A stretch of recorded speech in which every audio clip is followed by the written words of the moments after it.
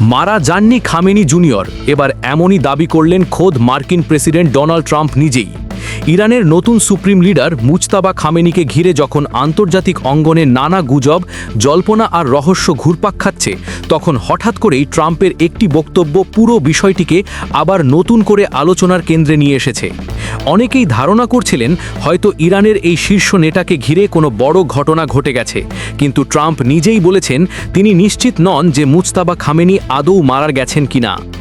শনিবার 15 মার্চ যুক্তরাষ্ট্রের সংবাদ মাধ্যম এনবিসি নিউজকে দেওয়া এক সাক্ষাৎকারে ট্রাম্প এই মন্তব্য করেন।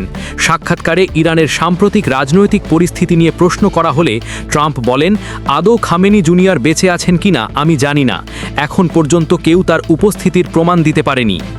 এই বক্তব্যের পরপরই আন্তর্জাতিক রাজনীতিতে শুরু হয়েছে নতুন আলোচনা, কারণ কিছুদিন ধরেই পশ্চিমা কিছু গণমাধ্যমে ইঙ্গিত দেওয়া হচ্ছিল যে ইরানের নতুন সুপ্রিম লিডার মুজতাবা খামেনি হয়তো আর জীবিত নেই বা তিনি গুরুতর কোনো সংকটে পড়েছেন।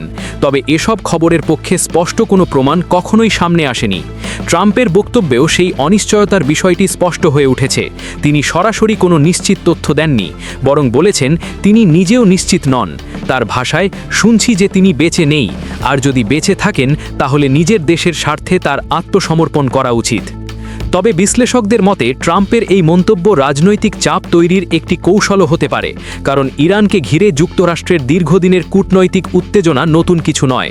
বহু বছর ধরেই ওয়াশিংটন ও তেহরানের সম্পর্ক চরম বৈরিতার মধ্য দিয়ে যাচ্ছে। অন্যদিকে ইরানপন্থী বিশ্লেষকেরা বলছেন মুজতাবা খামেনিকে ঘিরে যে গুজব ছড়ানো হচ্ছে তার পেছনে আন্তর্জাতিক রাজনৈতিক উদ্দেশ্য থাকতে পারে। তাদের মতে কোনো সুস্পষ্ট প্রমাণ ছাড়াই একজন রাষ্ট্রনেতার মৃত্যু বা অনুপস্থিতি নিয়ে এ ধরনের আলোচনা আন্তর্জাতিক রাজনীতিতে বিভ্রান্তি তৈরি করতে পারে। তেহরানের রাজনৈতিক মহলেও বিষয়টি নিয়ে নানা আলোচনা শুরু হয়েছে। অনেকেই মনে করছেন ইরানের নেতৃত্বকে ঘিরে পশ্চিমা বিশ্বের এ ধরনের মন্তব্য আসলে একটি মনস্তাত্ত্বিক চাপ তৈরির অংশ, কারণ মধ্যপ্রাচ্যের রাজনীতিতে ইরানের অবস্থান এখনও অত্যন্ত শক্তিশালী এবং প্রভাবশালী। বিশেষ করে সাম্প্রতিক সময়ে ইরানের আঞ্চলিক প্রভাব নিয়ে যুক্তরাষ্ট্র ও তার মিত্রদের মধ্যে উদ্বেগ বাড়ছে। মধ্যপ্রাচ্যের বিভিন্ন সংঘাতে ইরানের কৌশলগত ভূমিকা এবং তাদের রাজনৈতিক অবস্থান অনেক ক্ষেত্রেই পশ্চিমা নীতির সঙ্গে সাংঘর্ষিক হয়ে দাঁড়িয়েছে। এই বাস্তবতায় অনেক পর্যবেক্ষক মনে করছেন মুজতাবা খামেনিকে ঘিরে ছড়িয়ে পড়া গুজবের পেছনে রাজনৈতিক উদ্দেশ্যও থাকতে পারে, কারণ আন্তর্জাতিক রাজনীতিতে অনেক সময় তথ্যের চেয়েও ধারণা বা গুজবও বড় ধরনের কূটনৈতিক চাপ সৃষ্টি করতে পারে। অন্যদিকে ইরানপন্থী মহল থেকে দাবি করা হচ্ছে এ ধরনের মন্তব্য মূলত একটি প্রচারণা যুদ্ধের অংশ। তাদের মতে পশ্চিমা রাজনীতিতে প্রায়ই এমন পরিস্থিতি তৈরি করা হয় যাতে প্রতিপক্ষ রাষ্ট্রের নেতৃত্বকে ঘিরে সন্দেহ বা বিভ্রান্তি সৃষ্টি হয়।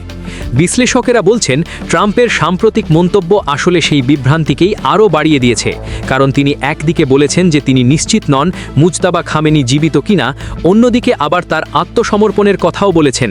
ফলে তার বক্তব্যে স্পষ্ট কোনো তথ্যের চেয়ে রাজনৈতিক বার্তাই বেশি গুরুত্ব পেয়েছে। সব মিলিয়ে বলা যায় মুজতাবা খামেনিকে ঘিরে আন্তর্জাতিক অঙ্গনে যে রহস্য তৈরি হয়েছে তা এখনও পুরোপুরি পরিষ্কার নয়। তবে একটি বিষয় পরিষ্কার, এই ইস্যু ইতোমধ্যেই বৈশ্বিক রাজনীতিতে আলোচনার কেন্দ্রবিন্দুতে চলে এসেছে। আর সেই আলোচনাকে নতুন করে উস্কে দিয়েছে মার্কিন প্রেসিডেন্ট ডোনাল্ড ট্রাম্পের এই মন্তব্য।